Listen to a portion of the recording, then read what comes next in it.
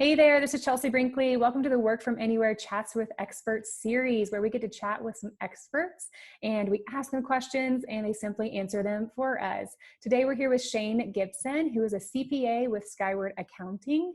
And Shane, I have so many questions for you. Some of these questions are my questions in running my own business, but some of them people have written in and want to know these questions when it comes to accounting for their freelancing business. So we have a lot of questions for you, and I'm excited that you're here to answer these. So let's do a little bit of intro. Tell me a little bit about yourself, like what you do, where you live, and anything else you want to share with us.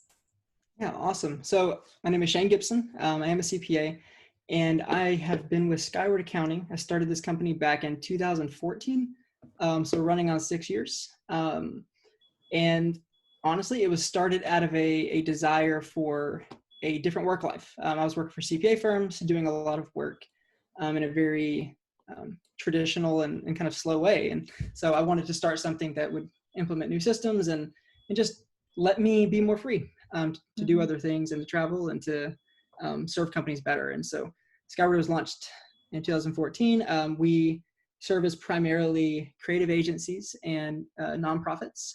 We also do a lot of other work as well. So we are located all over, but primarily in Nashville. That's where I am. So I'm north of Nashville. I've been here my whole life and love it here. So we have a remote team though. We have people in Arizona and, well, just Arizona and Tennessee right now. But so we're a remote firm and I love to travel. Anything fitness related, anything outdoors or adventure related has my name on it. And what else is there? I think that's about it. Do you have any specific questions on that? No, that was great. I feel like I learned just a lot about you. Good. Yes. Good. And Shane and I met in Nashville. We went to church together and all of that. So that's how we know one another. He is a wealth of information when it comes to accounting. Most of the time I'm doing things wrong. And so Shane points me in the right direction. So that's good. All right, Shane, so let's get started. I have a lot of questions. So first question, and this is of course geared more towards people who are freelancers or remote workers, of course, but more geared towards the independent contractor and freelancers. So first question we have for you is, do you need business insurance? I've heard this term thrown out there, you know, when you Google things like this, like so much pops up, but I don't know what's true and what's necessary and all that stuff. So what's your thoughts on business insurance for a freelancer? So a freelancer. So you're going to hate my answer. It depends. Okay. but I would say this, most freelancers, and this is something that a lot of them do not know. My wife is a freelancer. When I met her, she considered herself an employee, but turns out she was an independent contractor or a freelancer. And so it's a common thing to not really view yourself as a business. You view yourself as a freelancer, not necessarily a business, but when it comes down to it, is you are a business. If you're a freelancer or an independent contractor, you are technically a business. Whether or not you think of yourself as an official business, you are in the IRS eyes. And so, I would say most of the time business insurance would be good. Now, there's a lot of different types of insurance, and it really depends on your industry. But for most people, a general liability insurance is really cheap for the year. If you're a freelancer without a lot of liability, like you're not really doing anything that has a lot of maybe if it's just like service based, you know? Yeah. Most service based, it's not going to be bad at all. Okay. Now, if you're delivering a product that could be defective or something, that's a different story. Right. But most service based, it's pretty much just general liability is fine. And I mean, I'm talking pretty low. It's not expensive, but it will help protect your assets. And so, just in case someone does come back and say something, or you didn't deliver on a product and they're going to try to do something, insurance is just good to have to protect yourself. So I'd say, most likely just a general liability insurance for your business would be fine. Now, if you're a professional, you might need a different type of insurance, or if you're doing specific things, there might be other insurances, but so maybe like service-based, just the general. Yeah, just general liability most likely. But you could ask just an insurance agent that works with that area would be best. Really? So just like an insurance agent and can help with that? Most of them, yeah. Most of them can. Yeah. So I'm trying to think if there's any more specifics with it, but yeah, you at least ask them, and they might advise you to a specific type of insurance that might be specific to your industry. So okay. Yeah. Yay, that's so good to know. Okay, so we really need to think as a freelancer, think of ourselves like as a business entity. Mm-hmm. Okay, not just because you're right. It is sometimes you're just like, oh, I'm just doing my own thing, you know. Yeah, so that's an employee. That's a business. You are a business, yep. And so this is going to get down to some other questions we might have about what does that mean? Like you are a business. So how do you treat yourself like that? So. Yep. Awesome. Okay. So next question we have, what advice would you give someone if they're just getting started out with their business, their freelancing business? Yeah.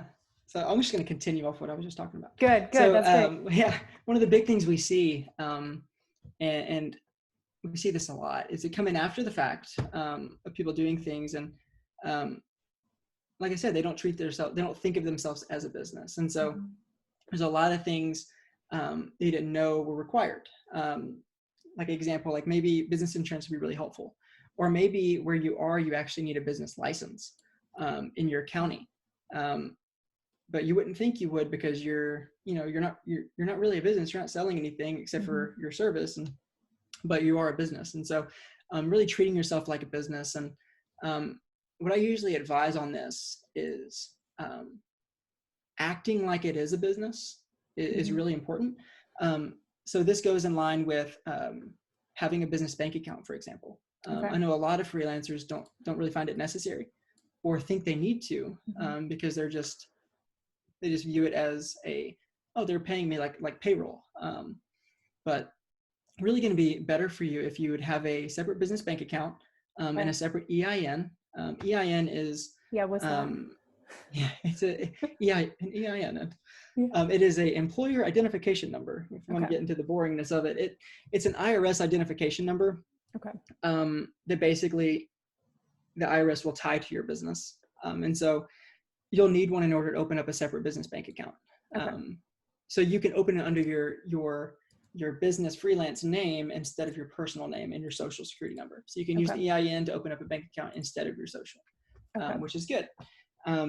But that will really, in the IRS eyes and in your eyes, will even, you'll start to view it more as a business, I found this happen a lot, is that when you do have a separate business bank account in your freelancer and you've got some contract work coming in and it is in a separate account, you really do start to view it and treat it like a separate business, which is a lot better because you're going to make better decisions that way and plan better and really be able to tell how much you're making, how much you're not making, and so I really do think it's a really good step is to separate those two. So get an EIN, just starting out, do that. How does one do that? There is, I'm sure it could. Okay, actually, this is one thing to be really careful of, because I told somebody to do this once, and it was my sister, and I came back and I was like, "You clicked on that link?" So I told her, I was like, "Just Google IRS EIN," and so what happened is she Googled IRS EIN, and some people found how to capitalize on this. And they, it's an ad. So when you're Googling it, make sure it doesn't say ad. The IRS is not going to advertise to do this. And these companies have found a way to capitalize and say, we'll get you an EIN for $75, but it's a free process on the IRS website. It doesn't cost anything and it's very easy. So just don't fall for that. So that's good to know. The website will be irs.gov. So you can do irs.gov and you can just, you can search in the search bar EIN. And it says apply for an employer identification number online. Sweet. And you can just walk through the process. It is a very quick process. It's maybe less than 10 minutes and they'll shoot you an EIN almost immediately. Oh my gosh. So it's a really easy process, but yeah, just make sure you don't click on those ad links. It is. So I think that's some really good advice to get started. And then I'm trying to think if there's anything else. So definitely get an EIN and set up a separate bank account with that EIN to treat your business actually as a business, not just like a Yeah. Going Yeah. And so here's another thing that comes up with that I get asked a lot too, is like, well, how do I pay myself? through. So I know that's probably a question that's going to come up. And so, No, let's go for it. Yeah. yeah, here's my advice on that. There's a bunch of different methods you can do. When it boils down to it, your business is you and you are your business. So yes, they are separate and it is a business, but whatever your business makes is your salary. So you are free to take and put money into that account as you please. Your salary is not just what you take out. Okay. So when the IRS is planning for, or you're doing your taxes, it's going to be whatever your business makes is what you make. Okay. So if you're looking at your entire year, if you're looking at, okay, I made $5,000 a month for 12 months, but I didn't take anything out, so I shouldn't have any taxes. Meaning take anything out, like pay myself? Like I didn't pay myself. Yeah. But your business is you. So whatever it makes, you make. And so make sure you're looking at how much you make frequently. And we'll get into this in a minute too, I'm sure, about how to track that. But to pay yourself, you can just draw money. It's called an owner draw. So you're drawing money to your personal bank account. And I never recommend pulling it all out. For sure, we'll get into this probably, I imagine, in a few questions, but putting some aside for taxes, putting some aside for savings, and then pulling out your living expenses as well. So, and we can get into that in a minute too. But just for that clarity, is whatever you pull out is not necessarily what you get taxed on. It is what your business makes. Gotcha. So it's what goes into that account. Well, that minus expenses. So we'll get into the bookkeeping in a second, but yeah. So your net income is what you're going to be taxed on. It doesn't matter what you take out; it's what your business makes for the year. And so what that is your income minus expenses. It's going to be your net income. So we can probably get into that in a minute, but hopefully that's somewhat helpful. Yes, that is helpful. When it comes to paying yourself, is there a certain percentage that's recommended? Like pay yourself this percentage every month, and you can automate that or something. If depending on, as a freelancer, if you have regular income, I know that can change. Sometimes it's regular, sometimes it's, it goes up and down and that sort of thing. Is there a certain percentage of what you make every month that you would advise, like pay yourself that, or is it really up to the person for what they're comfortable with? I think it depends on the goal. Honestly. So if you have the goal of just being a freelance, like just being you forever, then what I would recommend is take out or put money aside for savings, business savings, and taxes, and then you can take the rest. I wouldn't leave nothing in there at all. I would build up your own separate business bank account. Here's an example. I am also a sole proprietor, so I am technically a freelancer as well. I'm in the same boat. And I've trained my mind to start thinking, I've set a salary for myself every month. I pull out this much money a month. This, whatever I make over this goes into savings and does this. And I train myself in my mind to view that as my paycheck. If I made more money, awesome. Occasionally I can give myself bonuses, or bonuses as you call them. But what really came in clutch was, because I trained my mind to think that way, I had a bunch of business savings saved up that really helped out. When I really needed some cash flow for a house or for getting married or these other different things that came up this past year. But it was almost like a surprise. I knew it was there. I knew it was there. I've been saving for it for years, but I had trained myself to pay myself a salary so that when it came out, I was like, oh, I had already saved for this. I'd been training my mind to do that. And it helps that it's in a different bank account. So I don't see it every month. I'm looking at my personal account, So here's what I'd recommend though. So if you are, if it's you and it's just you, I would put maybe 10% into savings at least, and then put away probably about 15% for taxes at least. Taxes range. So the hard part about being self-employed is the tax portion. It's really confusing. Do you have any questions about that? I'm sure. Yes, I do. Yeah. So let's kind of step into that. How a huge question is, I'm self-employed, I'm a sole proprietor, freelancer. How much money should I be setting aside for taxes? And I've heard that I am taxed more because I am self-employed. So, what does that mean? I don't want to be screwed when it comes to like tax time and be like, I didn't set aside not much. So I need to, figure that out. You have heard correctly. Oh, Let that's me not break fun. this That down. sucks. Well, this is a huge, I'd say this is probably the biggest question we get. Mm-hmm. And I'm gonna see if I can break this down in a way that makes some sense. Because you get a lot of accountants will just throw words out there like, that's accounting words. I don't know what that means. Yeah. Have you ever gotten a paycheck, right? Like from a company, you've gotten a paycheck, and in that paycheck, you see these different taxes taken out. Yeah. Okay. There's 3 different taxes you see on there. You see one called federal income tax withholding. Okay. Federal income tax, that is your tax bracket. That's your federal income. That's your tax that you're doing your tax return for at year end. You're withholding a portion to cover your tax liability. But there's 2 other taxes in there. There's Social Security and Medicare, also called FICA. Okay. I don't remember what FICA stands for, but Medicare and Social Security, it's 7.65%. Okay. Okay. So that's a normal paycheck. If you've ever seen a paycheck come out, you've seen you have your gross pay, you have your federal income tax taken out, and you have your Medicare and your Social Security taken out, and you're like, oh, all these taxes coming out of here, it's terrible. Yeah. Well, for self-employed, you still have that, but you don't actually have that being taken out. So what you don't see on the employer side. So if someone hires you as an employee, what you don't see is that they are matching your Social Security and Medicare. So you pay 7.65% and they are paying 7.65% for a total of 15.3%. Okay. So you don't see that that's one of their expenses for hiring you. Okay. Well, when you're self-employed, you are both the employee and the employer. So you have a 15.3% self-employment tax, and that is for Social Security and Medicare. Now, you do get a deduction for that. So it ends up being more around 14%-ish, but it depends on your tax. Tax is complicated. It's around 14%. But so that is just the 14% or the 15.3% is just your self-employment tax. That's not including your federal income tax. Okay. The big thing about being employed is that you are already paying in your Social Security and Medicare every month. And so when the tax time comes to your tax return, which is happening right now for everybody, you don't have to really do anything with that because your employer already took the money out and remitted it on your behalf. Okay.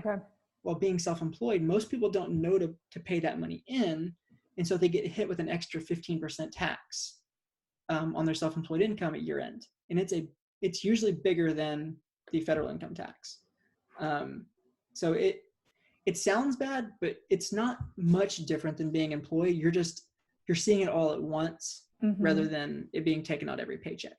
So that's why it's so beneficial to set money aside every single month that you receive income into a separate account specifically for this. So at that tax time, you're not just like blown away. You've prepared for it every single month. Yeah. So everybody's federal income tax is going to be a little bit different. But again, the self-employment tax is about the same. It's 15.3%, but you get to deduct it. So it ends up being more about 14%. And so here's my suggestion on that. When you're looking what to pay yourself, put aside at least 15 to 20% into a tax savings portion. 15 to 20%. Now, if you're making a bukus of money, you might need to revisit that and do more about 25 to 30% because of federal income tax. Self-employment tax will be 15% regardless. Then you have your federal income tax you need to plan for. So that's one portion, and then putting aside for savings. So if you're going to pay yourself, I usually recommend, at least leaving 25% in the business for taxes and for savings. And then you can take in the other 75% out if you need to, or setting a salary lower than that so you can train yourself to plan better for it. And then one final thing on taxes, because I know I'm just talking a lot about this. No, this is good. That a lot of freelancers don't know about quarterly taxes, quarterly payments. What is that? Okay, so let's see if I can explain this a little bit better. So quarterly payments are paying your taxes that you owe the government throughout the year that they're incurred. Okay, so what that means is right now we are filing 2019 tax returns, right? But it's 2020. So what really should be happening is you should have paid your taxes throughout 2019, and your tax return is just truing up your tax determining what you actually owe and either getting a refund or paying their difference. But what most entrepreneurs do is they wait until tax day to pay it. They wait until the following April 15th to pay their taxes all at once. For the previous year. For the previous year. Okay. It's much more painful to see that big check come out at once. But also is that you're required to file quarterlies. You're supposed to. And that's April 15th, June 15th, September 15th, and January 15th. It's not actually the quarter end, which is really confusing. I don't know why they do that, but sense. It doesn't. It's welcome, like this government. One is 2 months. Mess welcome, it up. Welcome to the IRS. But what that does is you put that money aside in your tax savings account, okay? And then at the quarter date, you pay that into the government. Because if you don't do that, you get a penalty at your end. And so the penalty is never that big. I mean, it can be a couple $100 added to your tax return if you don't pay in quarterly, depending on how much you didn't pay. So I usually recommend people paying in the quarters because it kind of gets you behind if you don't get in the habit of putting the money aside and the habit of paying it out quarterly. And it saves you a couple percentage in penalties to do that. And how you do that, if you have a tax preparer, they'll send you these things called 1040 ESs. Okay. It's the 1040. That's your personal tax return, and the ES stands for estimated payment. That's what it stands for, estimated payment. So that would be what you do there. And so that's how you take care of that is through a tax professional, and they could set you up with that and doing that. Yeah, they could. And you can also go on to the IRS website and pay it yourself, your estimated voucher. Okay. I usually just give my people instructions to do that instead. Okay. But how you plan for that though? Because I'm kind of like, how much do I pay them? And what if the number's off? Like, great question. What if I pay too much, or what if I pay too little? Are they going to come after me? They're not going to come after you. That's a good thing. If you pay too much, then you get a refund at tax time. Okay. Just like if you withheld too much from your paycheck. So how you estimate that is, one, you just take the amount. If you have your taxes prepared last year, you should receive 1040 ESs with your tax return for the next year. So every tax professional that prepares them will send those with their return. Nobody ever sees them though, but they're in there. It's called 1040 ES. They're in there, I promise. And you can just mail those in, or what I do is when we can talk about bookkeeping, I just take my percentage from last year, my estimated percentage, and I run my financial statement. I check how much did I make in these 3 months, multiply it by my percentage, and that's the amount I pay in. I do it that way. That way it's much more accurate. And I never really have to pay a ton or get anything back. It's just kind of even, which is good. Okay. So, but that's a little more detailed, and probably I can't really show you guys how to do that on this call, but if you want to talk further about that, maybe I can send something to help with that. Like kind of like a walkthrough of like, obviously being able to do it ourselves would be super helpful. Just like, hey, this is what you do, this is the numbers and that sort of thing. And you submit it here. It's like, oh, okay, that's great. I can do this myself. Feels very empowering. Yeah. So good. Okay. That's super helpful. Thank you, Shane. So let's see, next question. What is the difference between accounting and bookkeeping? I just I'm like, oh, it's all the same. And I wrongly use those words interchangeably all the time. So a lot of people do. And I wouldn't say it's wrong. I wouldn't say it's wrong at all. I'll give you kind of the broad terms. And I talk a lot too, so I'm going to try to talk too much. Accounting is the broad term for an entire system. So your accounting system it encompasses everywhere from your financial records to accounts payable, oftentimes your payroll, though in bigger companies that's HR. Your bill payments, I think I said that already. Your taxes. Accounting is like a broader term. So I have an accounting degree, for example, and my accounting degree covers different areas like audit, financial accounting, which is also bookkeeping, tax, management accounting, which is internal stuff and controls. So accounting is a broader term that encompasses all of those. But I think the big difference in this context is the difference of an accountant versus a bookkeeper. Oh, yes. which is a huge difference because there's a lot of people out there trying to start bookkeeping practices that are not accountants. Okay. A bookkeeper is somebody who will try to keep your books. So that means keeping your financial statements, recording things. And there's nothing wrong with most bookkeepers. They're just making sure they know accounting because they're not the same. Accountant is typically associated with somebody who is a CPA, a certified public accountant. Okay. And that means that they are licensed. They've been through the schooling for it, most likely have a master's degree in it. So most times when you hear accountant, that's referring to a certified public accountant, a CPA. And that's a much more specialized skill. Bookkeepers typically refer to anybody who did an online certification in how to do QuickBooks. Okay. They can be a bookkeeper. And that's just going to be someone who's categorizing. And so there's a big difference there because bookkeepers are not trained in tax. They're not trained in how to read financial statements or anything. And so there's nothing wrong with bookkeepers. I hire a lot of bookkeepers, right? They're awesome. There's just a big difference in an accountant and a bookkeeper in that sense. Does that answer the question? Yes. Hopefully. So from that, I have another question.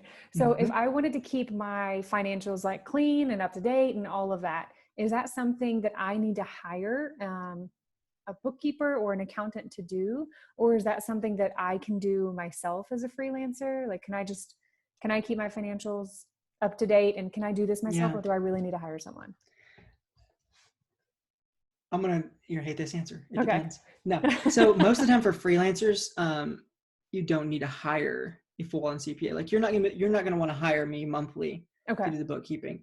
Now, if you're a big freelancer and if you have multiple companies and you have a lot of revenue coming in and out, and it's complicated, then you would definitely need that because they'll be able to help you plan better for the tax side, for all of it, to help you do better business decisions. But for most freelancers, they can do it on their own if they have oversight of an accountant. Or a bookkeeper can do it as well, as long as there's an accountant there who can help review. Because I'll just tell you guys this: I spent my first 2 years in this, I spent a lot of time just fixing stuff that people did on their own. And it's a lot more expensive to fix it than to get it set up on the front end. So my recommendations for most freelancers is partner with some accountant that can set it up for you, show you how to do it, train you a little bit, and then let you go on your own. That's going to be the best bet. Or if you're making good money and you really just don't want to deal with it, like you can find a good accounting firm, that's going to do it for just a couple $100 a month, and they'll also provide other value as well. But that would be my recommendations there. At least get an accountant to set it up and train you. That's going to be the best bet for sure. And then at like tax time, you can be like, here you go. And it's all set up for them and that sort of thing. So would you say like overall, the biggest thing as a freelancer is making sure you track your income and your expenses, just making sure you track everything in that regard? Better to track more than not enough? Well, that's what makes the business bank account so easy is if you have it all going through a business bank account and your revenue's going in there, your expenses are coming out of there, you have a business credit card or debit card that you're using to swipe out. When you want to do your accounting records, honestly, all you have to do, because you're not going to have any complex accounting, you're not going to have big assets, you're not going to have big leasehold improvements, these big things. You're not going to have all those complicated accounting things. You're going to have income in, expenses out. It won't be hard. So all you need to do then is, if you have the business bank account, you can link it up to QuickBooks and have some sort of account show you, or do some sort of overview with an accountant that can show you, hey, here's where you put these. Make sure to not use these accounts, but use these accounts. You can track it yourself. It'll be really simple, actually. But the benefit of that is if it's in QuickBooks or Xero is my favorite. All you have to do is click a button. You click income statement. It'll show you how much you've made for the year, what your expenses were. You can even set up a formula that will show you how much your taxes will be. Like, having a system like that is going to be really valuable because when I'm telling you to put money aside for taxes and all this stuff, you're going to be able to easily pull that info. So I would definitely set up that business bank account and then use an accounting system to track it, income in, expenses out. What if I'm at the place, and some people newly stepping into this freelancer, they're leaving their corporate jobs and they're wanting to step into doing this. What if they feel like, I don't know that I'm at the place where I can afford a an accounting system like Xero or Mhm. QuickBooks or something like that. Is there a way for them to do this responsibly on their own, maybe using spreadsheets or something in the meantime, until a year or two, to where they can then Yeah. suck it up and pay the fee? Yeah, 100%. We actually have some people that do this. All you have to do is you can download a CSV from the bank, and you can just put a cell or a row that says category, and you can say revenue, expense, different expense categories, and just run a pivot table. Or not even run a pivot table. You can just do a formula to do it. And you can do it that way. That will be fine. I'm trying to think if it would be that much more. You can get I think a spreadsheet would be fine. Okay. Like in the meantime, it'll be a little more work, I think, for you, but it's definitely doable, because really all you're going to be worried about is revenue in, expenses out. Okay. Like, you're going to be cash basis. Like, you're just going to be worried about cash in, cash out. That is, you're going to be your income. You should be fine doing a spreadsheet as long as you just track it. Now, you will have to go line by line, which will take a little bit of time, but you can definitely do that. And the other option, like there's different self-employed versions of these softwares. Like Xero, I think you can get one for like $6 or $9 a month, something like that. Okay, so it's doable. Yeah, that one's doable. And QuickBooks, I think, has a self-employed version I don't remember the price on it. Okay. Is there one that you would recommend? I think you said you really like Xero. I've heard of Xero's my favorite. So over like QuickBooks, FreshBooks, every kind of book. You think Xero is? Yeah, that's been my favorite. We've had people on Wave. We've had people on FreshBooks, on QuickBooks, on Xero. They all have their advantages. Wave is free, but it's very easy to mess up. Okay. That's been the issue. Is it's very easy to double count things in Wave. QuickBooks is the most popular, but it's a little complex as well. Okay. FreshBooks is great, especially for service-based. And FreshBooks is primarily a service-based invoicing / accounting system. Okay. So they're good if you're tracking time and you want to send out invoices and stuff. FreshBooks is really good for that. Not the best accounting system, but again, you're a freelancer. Like, you might not need the best accounting system. I like Xero because it works well with my visual mind. Like, when I'm reconciled, it looks like Tetris, and that makes me happy. Yeah. That's awesome. So it just depends on what works for you. My firm specifically uses Xero and QuickBooks, and with the focus on Xero. Those are ours. All right. FreshBooks works fine as well, especially for invoicing. FreshBooks works. So that kind of leads me to my next question. What is the best way for a freelancer to ask for payments or request payments or whatever from their clients? I think just getting started out is like, oh, do I send a Venmo, or do I ask for it via PayPal? And how does that mess up my whole accounting system if I do that way? Yeah. Or if I'm using FreshBooks or Xero, can I send it like an invoice that way and get paid that way? Yes. That was like 3 questions in one. But. Yeah. Well, I mean, basically, how would you suggest freelancers invoice? Boil that down. Like, what can they use? We've seen it used a lot. Now, there's a lot of different invoicing options. And I see this. Hold on. There's a lot of different invoicing. Yeah, the glare, like, making my face look like it's got. Well, that made it worse, didn't it? A little bit. Yep. Yeah. Okay. Well, we're gonna go right here. You can turn. Yeah. So there's a bunch of different options. So, Xero and FreshBooks and QuickBooks all have invoicing options that are great. Is that an additional expense if you do like the lower tiered? Okay. It's part of what you're paying for.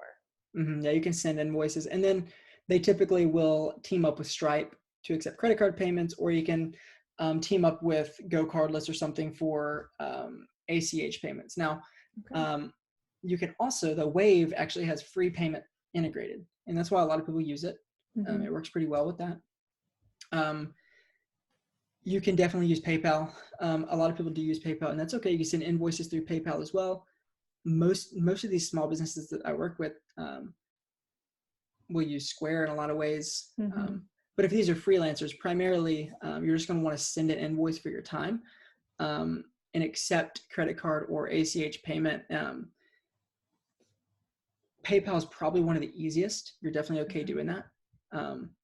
Venmo, I mean, you could do Venmo actually. but you just want to make sure that it's linked to your business account, and it should be fine.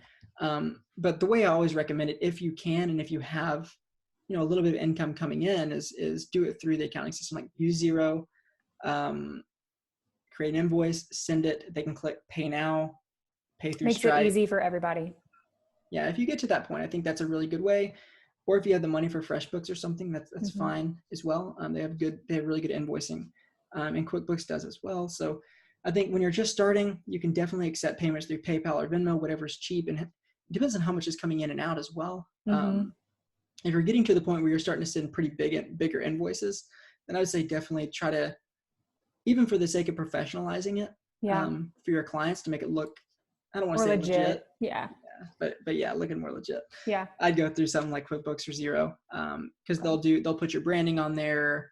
You can do, if you can do ACH and credit card payments, that automatically puts you a tier, like, oh, they actually have these kind of payments. They're like super professional. Look at them. Yeah, they're getting professional. So the other thing that you said that I really liked is that when you use, if it is a cheaper tiered option using one of the books, QuickBooks, FreshBooks, or Xero, or even Wave, using one of those, doing the invoicing system through that, and then you can set it up through Stripe and it'll go straight to your business bank account.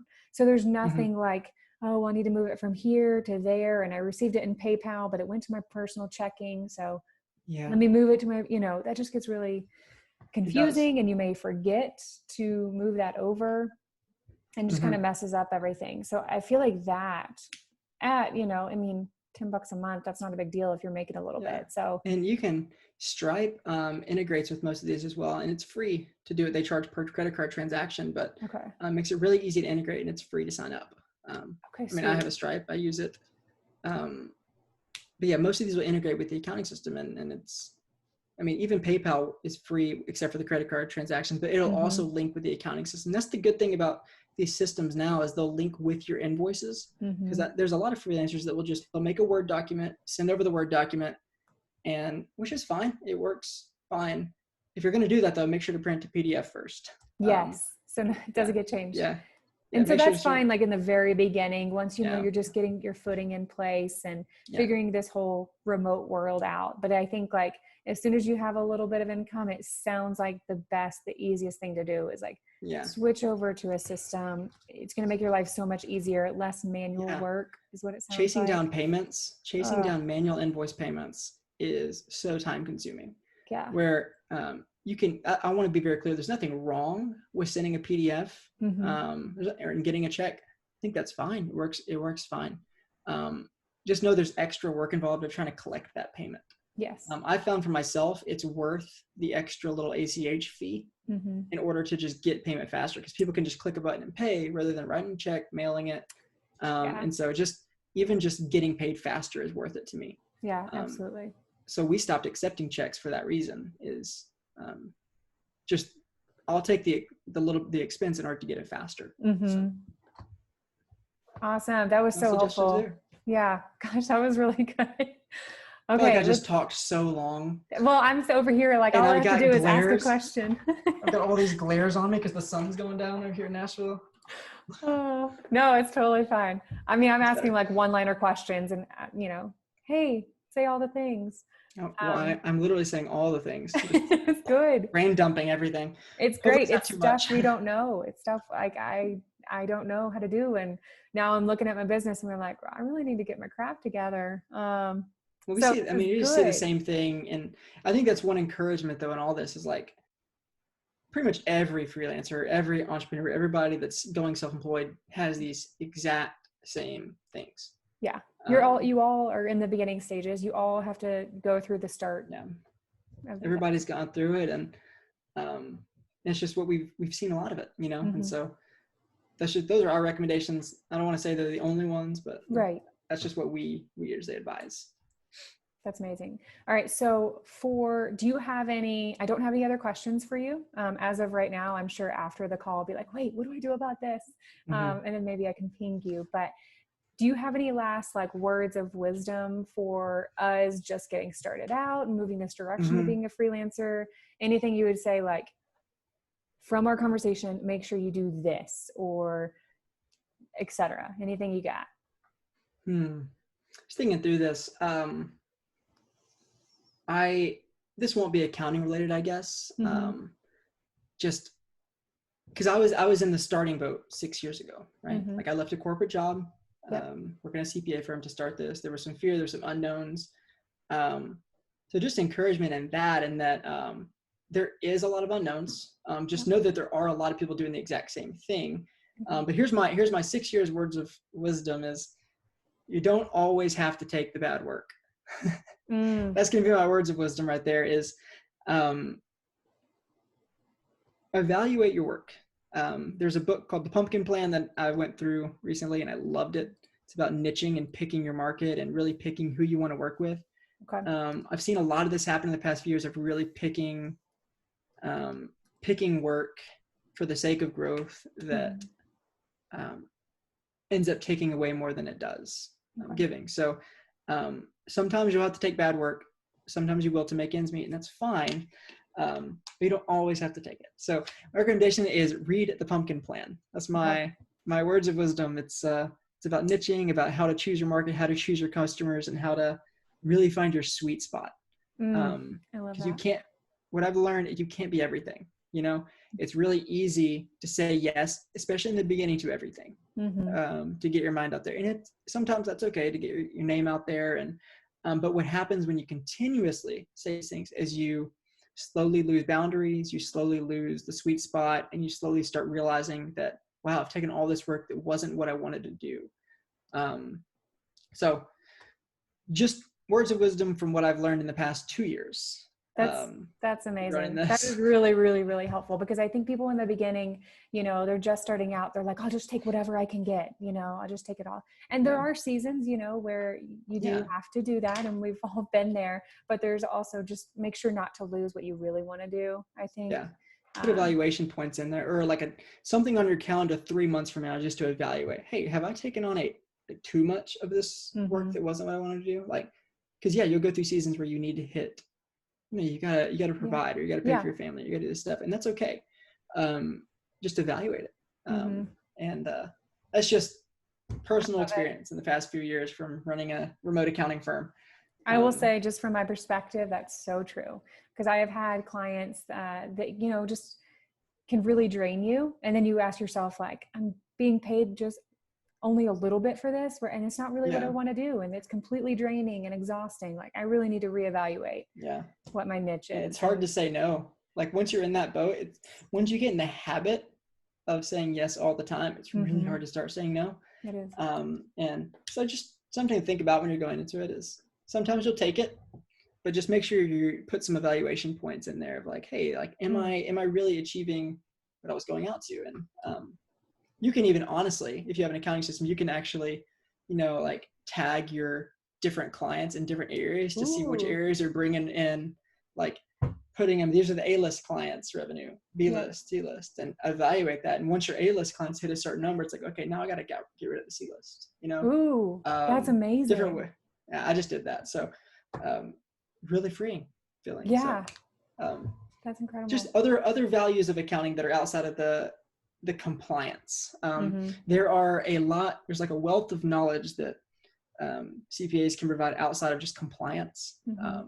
We also offer guidance, and I love the guidance side of how to actually make those decisions. And so.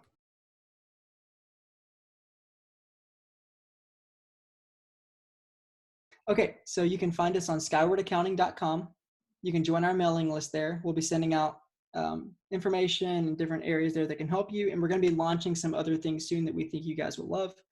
Some different resources for you guys there. You can find us on Facebook at Skyward Accounting. And just come follow us. Email me at shane@skywardaccounting.com, and I can get you on those lists. And hopefully this was helpful.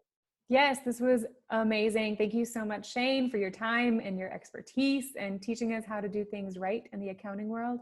I so appreciate it. Thank you.